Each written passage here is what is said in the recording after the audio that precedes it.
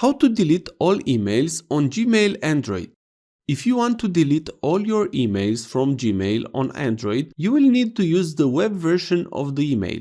If you tap on Gmail, you will see that the app does not have any option to select all emails. So, let me show you how you can delete all emails on your Gmail for Android. Tap on Chrome. Tap on the three dots menu. Tap on the desktop site. It does not matter what site you have opened. The important part is to set it up like this, desktop site. Now, on the address bar write mail.google.com.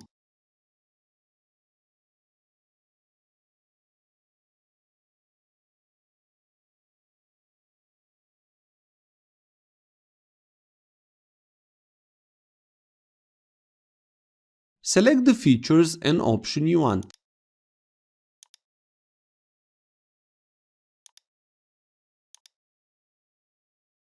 Tap on the selection box from the top.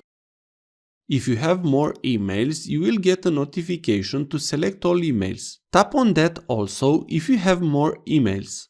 Tap on Delete button from the top. You have now deleted all emails from your Gmail account. If this was useful, please like, share and subscribe. You can also watch more videos from the right. Also, if you have any questions, please ask them in the comments area below.